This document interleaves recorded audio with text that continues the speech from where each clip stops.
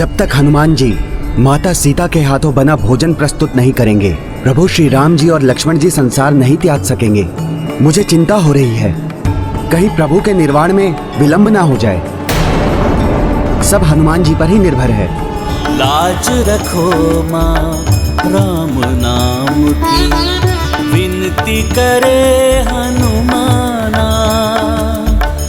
हे माता तुम सबकी सहायक, मेरा काज बनाना। लाज रखो माँ राम नाम की, विनती करे हनुमाना।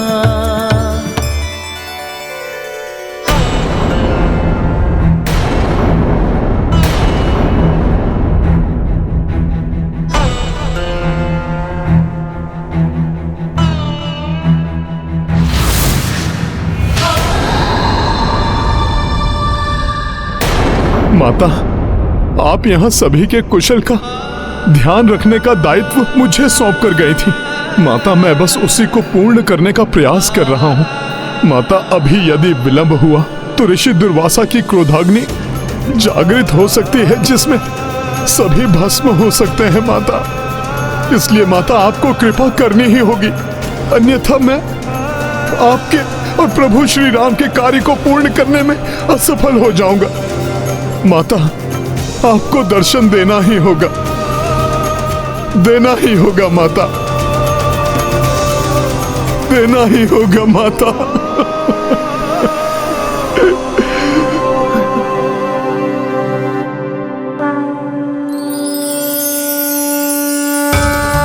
ये मेरे हृदय से ये निर्मल प्रकाश कैसे उत्पन्न हो रहा है?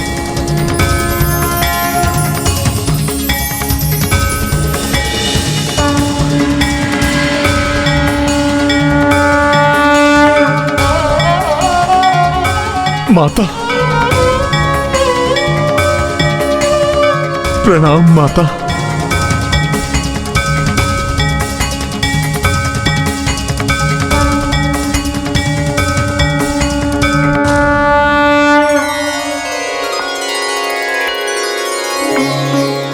माता, आप आ गईं। आपने अपने इस पुत्र की लाज रख ली माता। माता, मुझे विश्वास था कि आप अयोध्या पर छाए संकट को दूर करने के लिए अवश्य आएंगे। पुत्र हनुमान, मैं गई ही कहा थी। मैं तो स्वामी के साथ सदैव तुम्हारे हृदय में वास करती हूँ। तुम्हें मेरे हाथों से बनाया भोजन चाहिए। हाँ।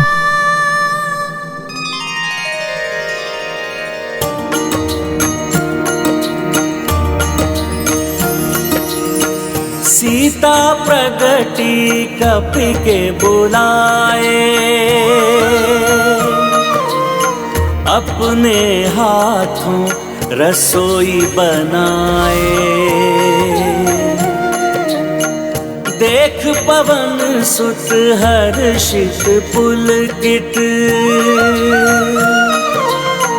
नयन स्नेह भय नीर पूरित। राम सिया राम जय हनुमान। राम सिया राम जय हनुमान।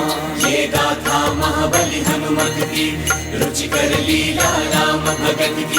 जय जय जय रघुनंदन राम, जय जय जय महाबली हनुमान।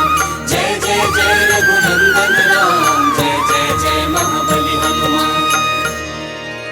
पुत्र, ऋषिवर को भोजन करवाने के पश्चात प्रभु श्री राम, पुत्र लव कुश और संपूर्ण परिवार को भी भोजन अवश्य करवाना। तुम भी भोजन अवश्य करना पुत्र। अपने इस पुत्र द्वारा ऋषिवर को दिए हुए वचन को सत्य करने के लिए माता, आपको अनेकों धन्यवाद। प्रणाम माता।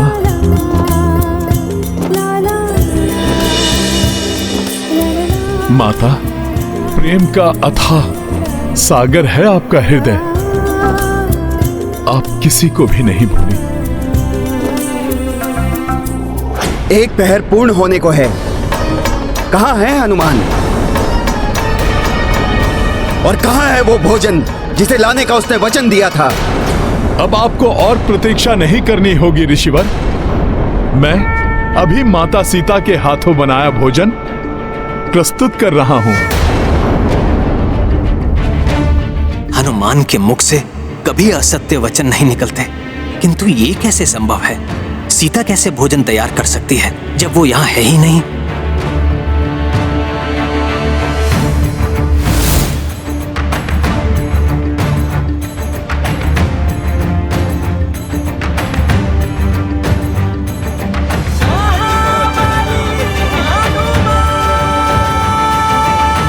आप सभी मुझे विस्मय से देखते ही रहेंगे या फिर मेरी सहायता भी करेंगे?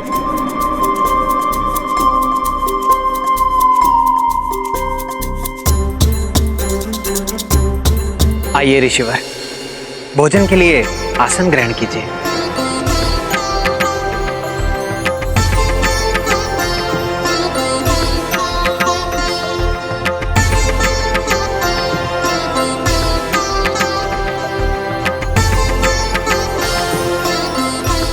हनुमान, भोजन तो तुम अवश्य ले आए हो, किंतु स्मरण रखना मैंने क्या कहा था। मुझे स्वाद में कोई भेद नहीं मिलना चाहिए।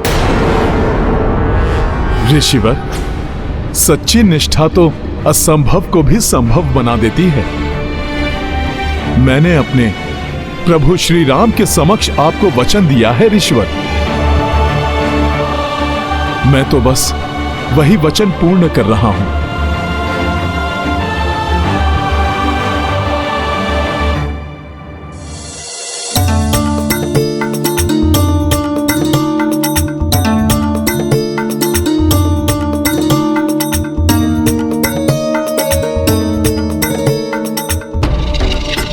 हनुमान जी ने अनेकों बार अपनी भक्ति की शक्ति से असंभव कार्य किए हैं, किंतु आज ये माता के हाथों का भोजन प्रस्तुत करना, क्या ये सत्य है?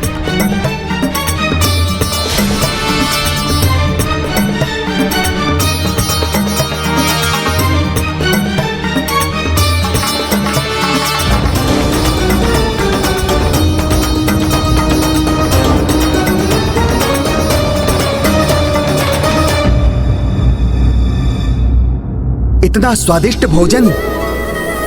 मैं तो एक ही कौर में तृप्त हो गया हनुमान।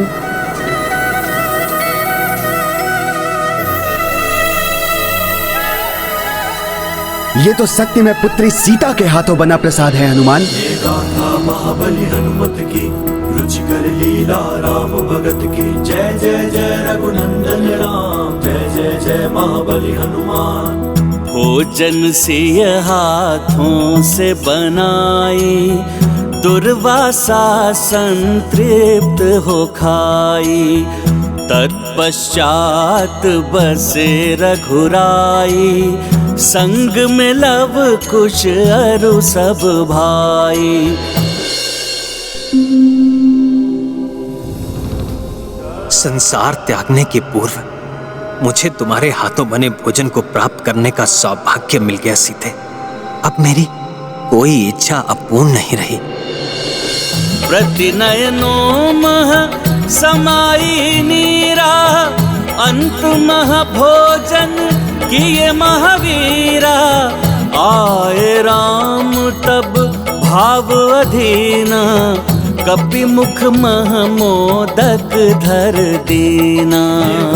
महाबली हनुमत की, रुचिकर लीला राम भगत की। जय जय जय रघुनंदन राम, जय जय जय महाबली हनुमान। जय जय जय रघुनंदन राम, जय जय जय महाबली हनुमान। हनुमान, एक तुम ही तो हो जिसने मेरी सीता को रुष्ट होने का कभी कोई कारण नहीं दिया। इसलिए वो तो मात्र तुम्हारे बुलावे पर ही आ सकती थी, और वो आई भी। इसलिए मैं एक बार पुनः तुम्हारा धन्यवाद करता हूं।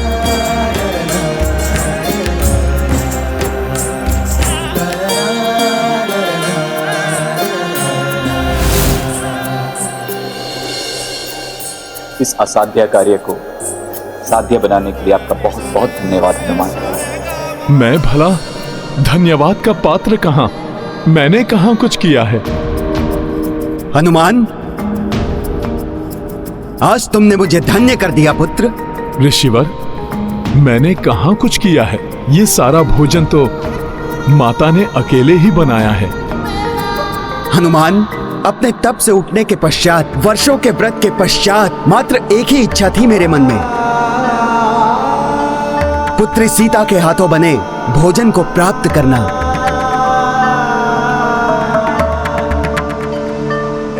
उनके त्याग का ज्ञान था मुझे, किंतु फिर भी मैं अपने इस इच्छा का दमन नहीं कर सका। आज तुमने उनका आवाहन कर मेरी ये इच्छा भी पूर्ण कर दी। मैं तुम्हें आशीष देता हूं हनुमान। तुम्हारी भक्ति की शक्ति की ख्याति तो युग युगांतर तक रहेगी। निराशा के अनंत सागर में डूबे तुम्हारे भक्त तुम्हारा स्मरण करते ही आशावान हो उठेंगे। यही इस तृप्त ऋषि का आशीष है हनुमान। पढ़े हनुमान चालीसा होए सिद्धि साखी गौरी सा, सीता से सदा हरि चेरा कीजे नाथ। संकट मोचन हनुमान, आप महान हैं। आपका प्रभु प्रेम महान है, जिसकी शक्ति से आपने माता की ममता को जागृत कर वो संभव कर दिया जो हम सब की कल्पना से परे था। हनुमान, मैं तुम्हें आशीष देता हूं। जैसे तुमने संपूर्ण जीवन मेरा प्रत्येक कठिन से कठिन कार्य पूर्ण किया है, उसी प्रकार तुम्हारे नाम के स्मरण से ही असंभव प्रतीत होने वाला प्रत्येक कार्य संभव हो जाएगा। पवन तनय संकट हरण मंगल मूर्ति राम लखन सीता सहित हृदय बसहु सुरभू। प्रभु, मैं जो कुछ भी करने में सफल हुआ वो तो आपकी और माता की कृपा से ही हुआ है। प्रभु, आपकी ही कृपा है जिससे सब संभव हो जाता है। जैसी विनम्रता प्रभु की है, वैसी ही भक्त की भी। आप दोनों धन्य हैं।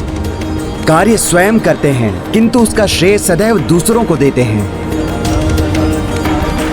अब हर्षित मन से मैं आप सब से विदा लेता हूं। हर्षित तो हम सभी हैं ऋषिवर। आप जैसे महान तपस्वी ऋषि की सेवा करके हम सब कृतार्थ हुए। आप सभी का कल्याण हो।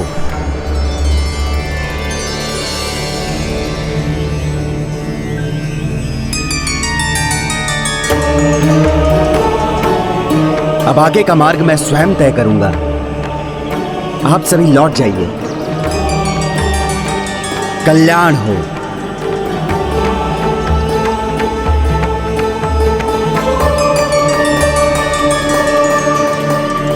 मेरा इस संसार को त्यागने का समय तो अभी है, किंतु यदि हनुमान यहां रहा तो वो ऐसा नहीं होने देगा।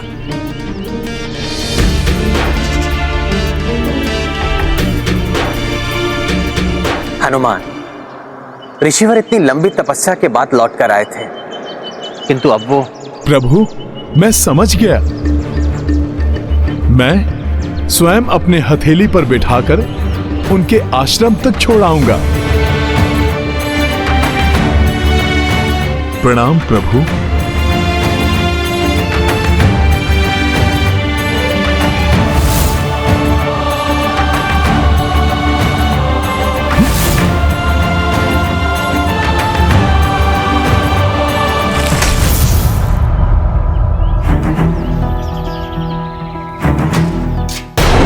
जय श्री राम।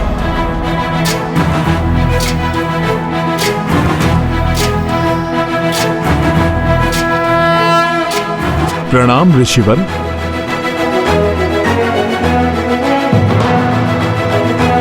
आइए ऋषिवर, कृपा कर आप मेरी हथेली पर आरूढ़ हो जाइए, जिससे मैं आपको आश्रम तक पहुंचा दूं। उचित है हनुमान।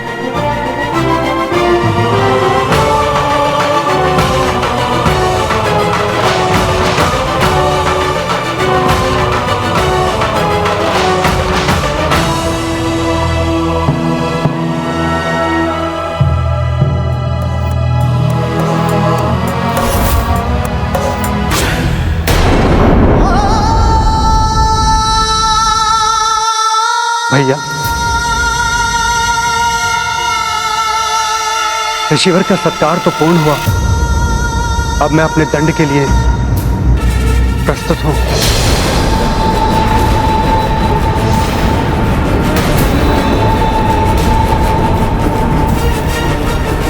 ये तो मेरा सौभाग्य है कि मैं माता की कृपा से प्रभु की दुविधा दूर कर सका। अपने वचन से बंधा हुआ हूं मैं लक्ष्मण, इसलिए मुझे तुम्हें मृत्यु दंड देना ही होगा।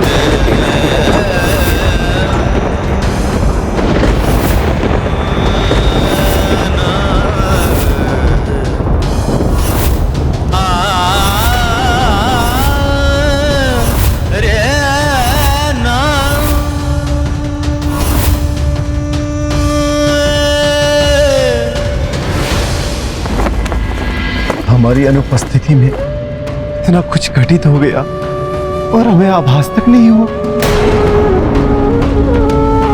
किंतु आश्चर्य, हनुमान जी को तो गंधर्वों के साथ युद्ध करते समय ही ज्ञात हो गया कि भैया किसी बड़ी दुविधा में है।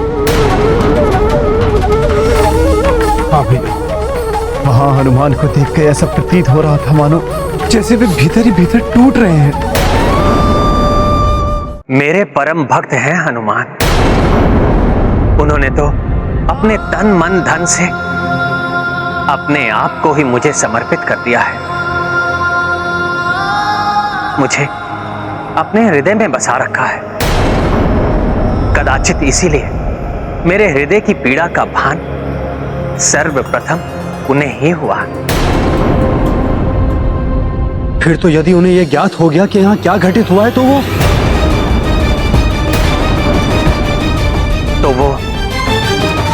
मेरे भूमि लोक को त्यागने के पूर्व ही दुख से बिखर जाएंगे।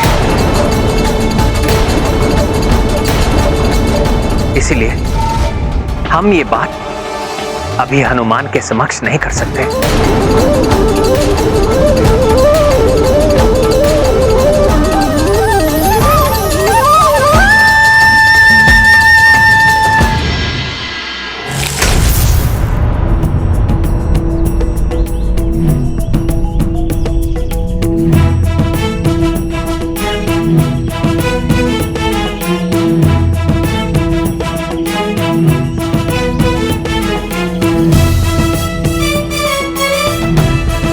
जय श्री राम। लीजिए ऋषिवर, हम आश्रम पहुंच गए। आप धन्य हैं हनुमान। आपके प्रभु के प्रति आपकी भक्ति देखकर मैं अत्यंत आनंदित हूं, प्रभावित हूं। किंतु स्मरण रहे, अपनी इस भक्ति और अपने इस प्रभु प्रेम की भावना को अपने कर्तव्य और विधि विधान के मार्ग में मत आने देना। इसी में तुम्हारे प्रभु की और तुम्हारी मर्यादा निहित है हनुमान। ये अत्यंत महत्वपूर्ण ज्ञान है हनुमान। इसे सदैव अपने हृदय में रखना। धन्यवाद ऋषिवर, मैं आपके ये वचन कभी नहीं भूलूंगा।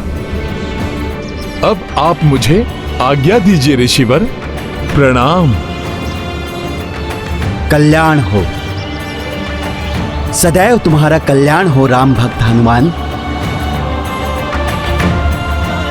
जय श्री राम। ऋषिवर ने अचानक मेरी भक्ति, मेरी प्रभु प्रेम की भावना को मेरे कर्तव्य पालन से क्यों जोड़ दिया, जैसे वो एक दूसरे के विरुद्ध आने वाले हों। कारण जो भी हो, ऋषिवर द्वारा दिया ज्ञान सादर स्वीकार करना ही मेरा धर्म है। हाँ, यदि हनुमान को तनिक भी आभास हुआ तो वो मुझे लक्ष्मण को दंडित कर मुझे उसके साथ भूलोक से प्रस्थान कभी नहीं करने देगा। हनुमान ही नहीं भैया, ये तो हम भी नहीं करने देंगे आपको। पीछे छोड़कर आपको हम कहीं नहीं जाने देंगे भैया।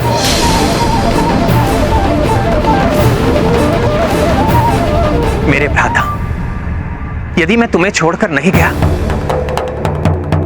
तो अयोध्या की प्रजा का ध्यान कौन रखेगा? नहीं भैया नहीं, आप इस प्रकार बार बार हम दोनों को अकेला छोड़कर नहीं जा सकते। आपके वनवास के समय आपने जो हमारे साथ किया, हम वो पुनः होने नहीं दे सकते।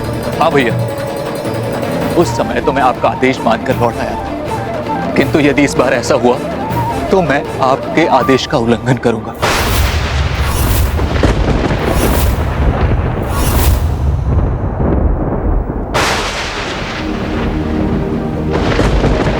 ये है रामायण, रामचंद्र गुण धाम की, सब सुधि जन करिए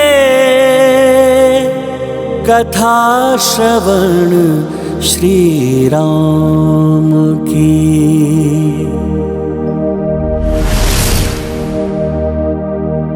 गुरुजनों के प्रत्येक कथन के पीछे कोई ना कोई उद्देश्य अवश्य छिपा होता है। आवश्यकता है उसे समझने की।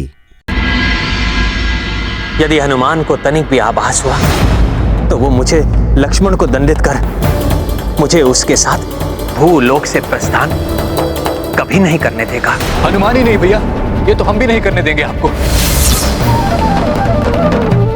हमें पीछे छोड़कर आपको हम कहीं नहीं जाने देंगे भैया। मेरे भ्राता, यदि मैं तुम्हें छोड़कर नहीं गया तो अयोध्या की प्रजा का ध्यान कौन रखेगा? नहीं भैया नहीं, आप इस प्रकार बार बार हम दोनों को अकेला छोड़कर नहीं जा सकते। आपके वनवास के समय आपने जो हमारे साथ किया, हम वो पुनः होने नहीं दे सकते। हाँ भैया, उस समय तो मैं आपका आदेश मानकर लौट आया था, किंतु यदि इस बार ऐसा हुआ तो मैं आपके आदेश का उल्लंघन करूंगा। जब आप वनवास में थे तब भ्राता भरत नंदीग्राम में स्थित हो गए। शोकाकुल माताओं को अश्रु बहाते हुए, भाभी माओं को वियोग के दुख में घुलते हुए इस सुनसान राजमहल में मैंने अकेले देखा है। अब एक बार फिर से मैं वो कष्ट सहन नहीं कर सकता। भैया, पिछली बार तो हनुमान ने मुझे अपने प्राण त्यागने से रोक लिया, किंतु इस बार मुझे हनुमान भी नहीं रोक पाएंगे।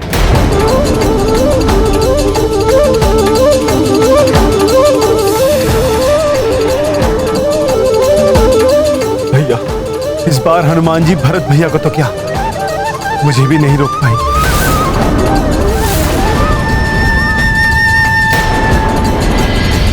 मैंने प्रभु श्री राम के भूलोक त्यागने का संयोग उत्पन्न तो कर दिया है, किंतु उन्हें और उनके भ्राताओं को इस स्थिति में देखकर मुझे ऐसा प्रतीत हो रहा है कि मैंने उन्हें बहुत बड़ी कठिनाई में डाल दिया है। मनुष्य हो या ईश्वर, धर्म का पालन तो किसी के लिए भी सरल नहीं। धर्म के मार्ग में अनेक कठिनाइयां आती हैं, पग पग पर त्याग करना पड़ता है, किंतु जो धर्म के लिए अपना सर्वस्व निछावर करते हैं वही इस संसार के लिए श्रेष्ठतम उदाहरण प्रस्तुत करता है और पूजनीय बनता है। ऋषिवर दुर्वासा को सकुशल उनके आश्रम पहुंचाकर मैंने प्रभु का कार्य तो कर दिया, फिर भी मेरा मन इतना अशांत क्यों है? क्या उसका संबंध ऋषि दुर्वासा के द्वारा कहे गए वचनों से तो नहीं? अनायास ऐसा आभास हो रहा है जैसे प्रभु मुझसे दूर जा रहे हैं। कदाचित प्रभु के दर्शन पाकर ही मेरा चित्त शांत होगा। हमें जो भी निर्णय लेना है हनुमान के यहाँ पहुंचने के पूर्व ही लेना, क्योंकि अब वो आते ही होंगे। भ्राता भारत, एक राजा विहीन राज्य तो पिता विहीन परिवार के समान होता है। मेरे और लक्ष्मण के प्रस्थान के पश्चात अयोध्या को तुम्हारी आवश्यकता होगी। मैं तुम्हें राजा नियुक्त कर शत्रुघ्न को राजकाज में तुम्हारी सहायता के लिए छोड़कर जाने का इच्छुक हूं।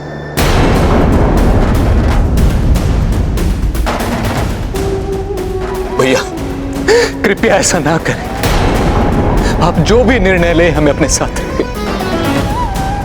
आपके बिना तो प्राणविहीन हो जाएंगे भैया। हम राजधर्म नहीं निभा सकेंगे। अब आप ही बताइए भैया, प्राण विहीन होकर जब हम एक दूसरे का ध्यान रखने में अक्षम रहेंगे तो राज्य का कार्यभार कैसे संभाल पाएंगे? इससे उत्तम तो यही होगा भैया कि आपकी आज्ञा ना मानने के दंड स्वरूप लक्ष्मण के समान हम दोनों को भी मृत्यु दंड दे दीजिए।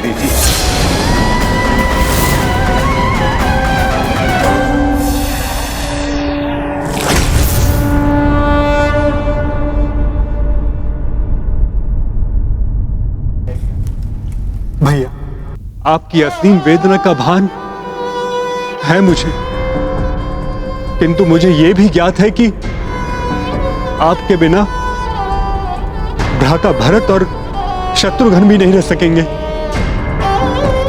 मैं तो स्वयं आपके बिना नहीं रह सकता भैया। और सत्य तो यह है कि हम में से कोई भी नहीं जो अपने आप को इस राज सिंहासन के योग्य समझे। इस पर आपके सिवा यदि कोई स्थित हो सकता है तो वो आप ही के स्वरूप है भैया। अब इस राज सिंहासन पर लवकुश का अधिकार। मेरी भी यही मान्यता है भैया। आपके पुत्र योग्य है, पराक्रमी है। युद्ध भूमि में उन दोनों के पराक्रम के हम साक्षी।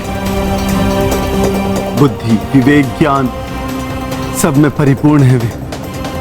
आपके बाद यदि इस सिंहासन पर कोई बैठने योग्य है तो केवल वही है भैया।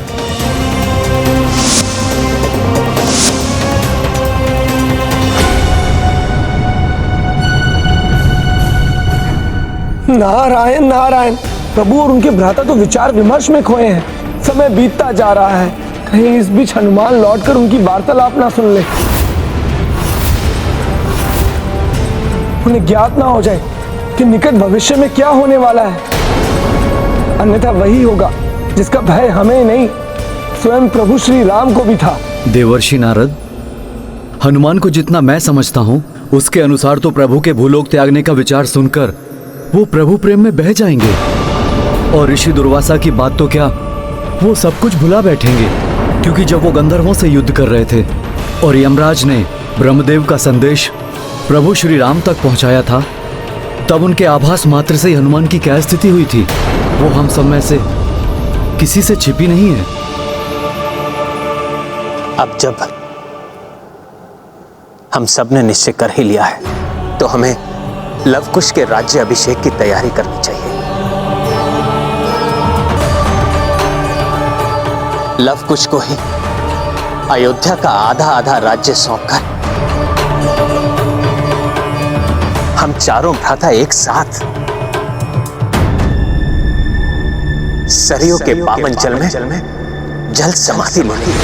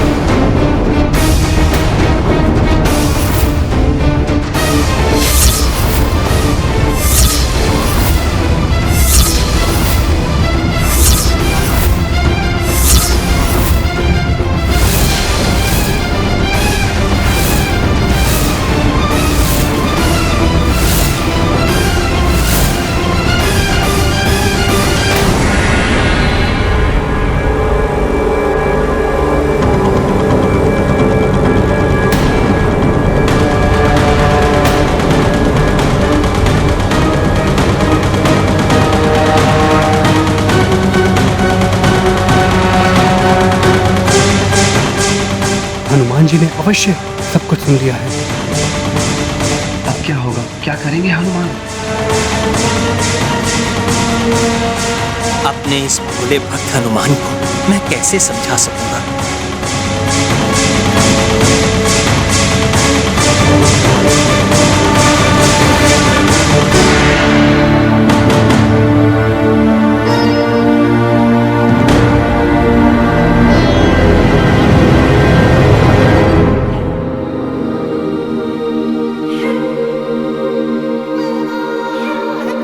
प्रभु, मैं ऋषि दुर्वासा जी को उनके आश्रम छोड़कर आ गया।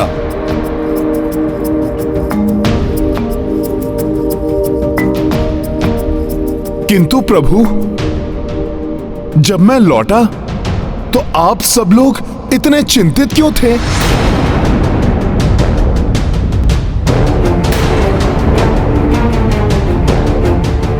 प्रभु, ऐसी कौन सी चिंता है जिसके निवारण के लिए आप सभी यहां इतनी गंभीरता से विचार विमर्श कर रहे थे?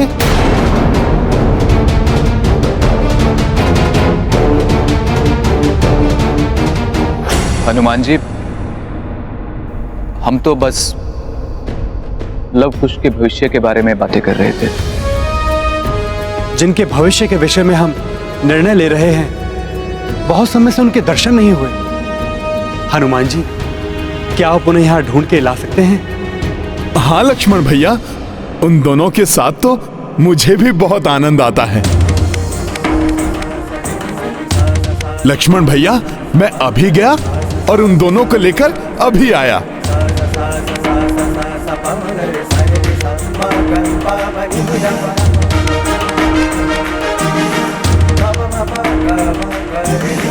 हमारा संपूर्ण परिवार हनुमान का ऋणी है।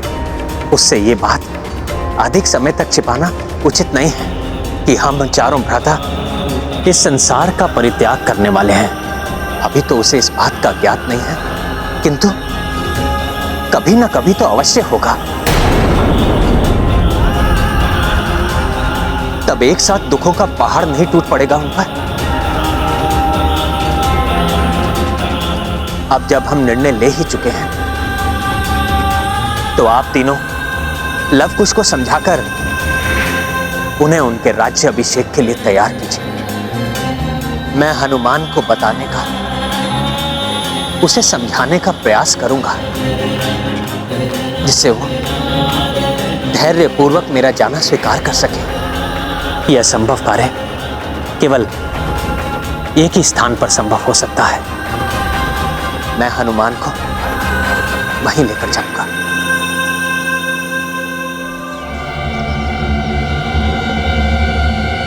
कहां हैं ये दोनों? कहीं लक्ष्मण भैया ने मुझे वहां से हटाने के लिए तो लव कुश को ढूंढने के लिए नहीं भेज दिया?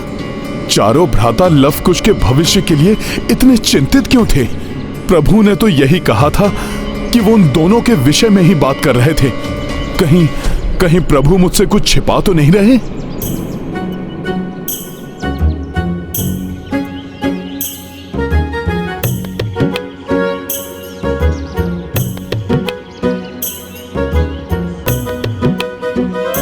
यहां मेरा पीछा कौन कर रहा है? अवश्य ये तो लव कुश ही हैं।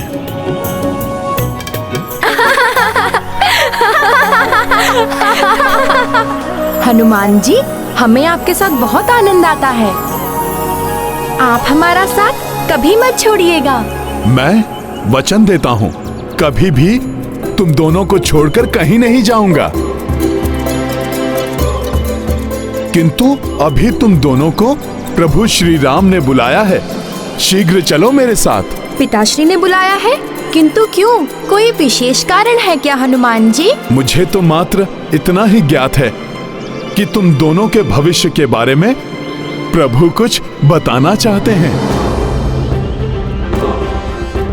चलो चलो राजभवन चलो। जी हनुमान जी।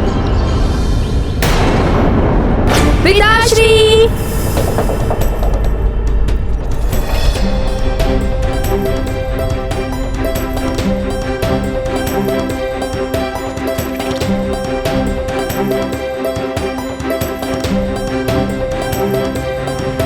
ये लीजिए प्रभु, मैं ले आया लव कुश को।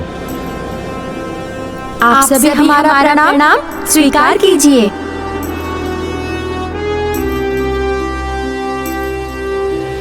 पिताश्री, बताइए, आपने हमें किस लिए बुलाया है? किसी शत्रु को पराजित करना है क्या? हम युद्ध के लिए तैयार हैं। आज्ञा दीजिए।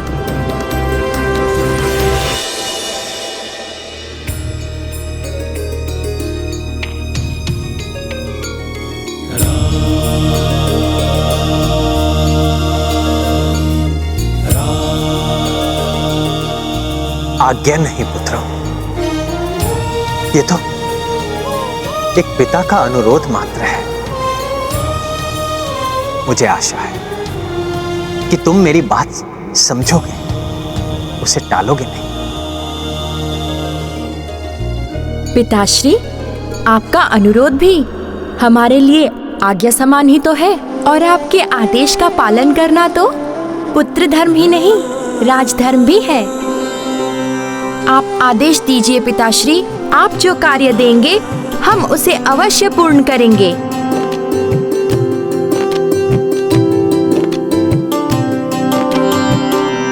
ये तुम्हें तुम्हारे काकाश्री बताएंगे पुत्र। मुझे अभी एक अन्य महत्वपूर्ण कार्य करना है।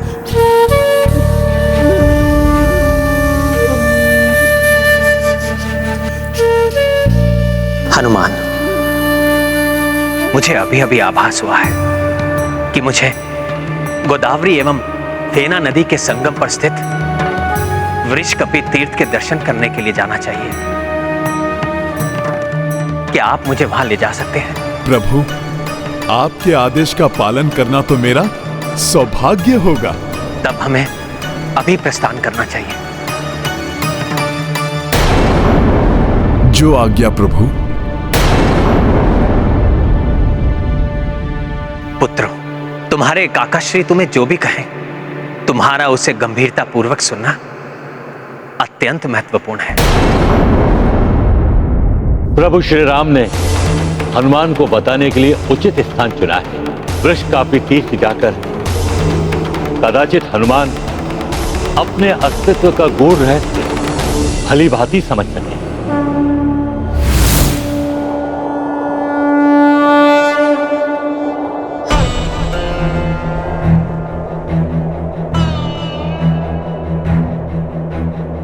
हनुमान के हृदय को भेदने वाला जो समाचार मैं उन्हें देने जा रहा हूं, उसके लिए मुझे अभी से तैयार करना चाहिए, अन्यथा एकाएक सुनकर कदाचित वो सहन न कर सके। किंतु मैं बताना प्रारंभ भी करूं तो कैसे? हनुमान, तुम तो मेरे वो भोले भक्त हो जिसने मेरे प्राण बनकर पग पग पर मेरा साथ दिया। अपने प्राण छोड़ने के साथ तुम्हारा साथ छोड़ने का भी समय आ गया है। ये कैसे बताऊं तुम्हें?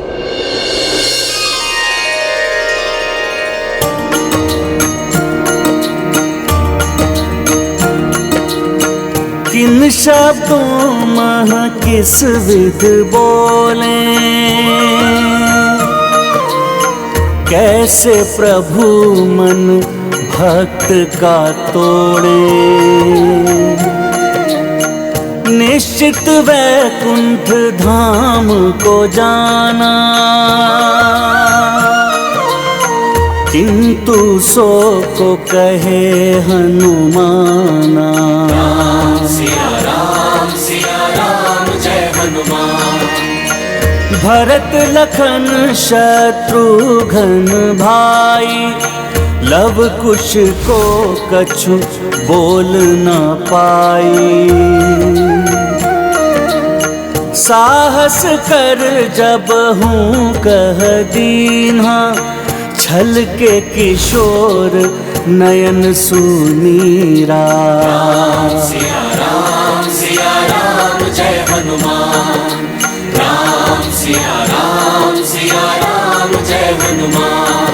ये गाथा महाबली हनुमत की, रुचिकर लीला राम भगत की। जय जय जय रघुनंदन राम, जय जय जय महाबली हनुमान।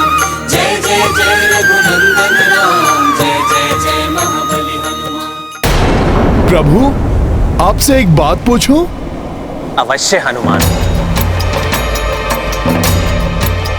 कुछ ऐसी बात करो हनुमान, जिससे ये हृदय विदारक समाचार तुम तक पहुंचाना मेरे लिए सरल हो जाए। मुझे ऐसा क्यों प्रतीत हो रहा है कि जैसे मैं यहाँ प्रभु पूर्व में भी कभी आया हूं, किंतु कब और क्यों उसका स्मरण नहीं है मुझे। इन दोनों महान नदियों गोदावरी और फेना के इस अद्भुत संगम को देखकर मुझे ऐसा आभास हो रहा है जैसे उस घटना का आज की हमारी इस यात्रा से बहुत गहरा संबंध हो। प्रभु,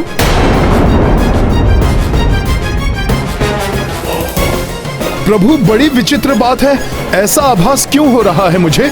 प्रभु बताइए ना। हनुमान, तुम्हें जो आभास हो रहा है वो उचित है। दोनों घटनाएं वास्तव में एक दूसरे से संबंधित हैं। हनुमान, ये वृषकपी तीर्थ है। मैं इसकी संपूर्ण कथा तुम्हें नीचे उतरने पर सुनाऊंगा। संभव है तब तुम्हें समझ में आ जाए।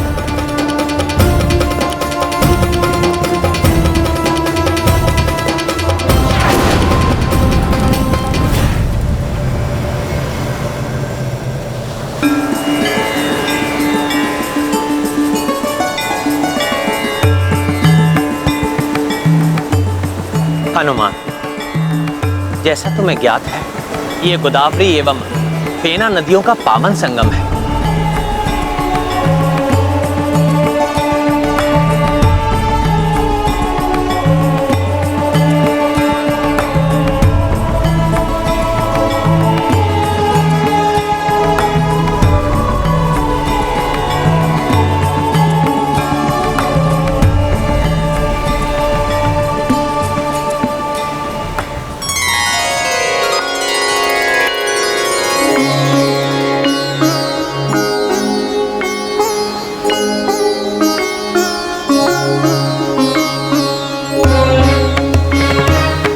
इस तीर्थ पर आने से श्रद्धालु को भगवान शिव और भगवान विष्णु दोनों का आशीष प्राप्त होता है।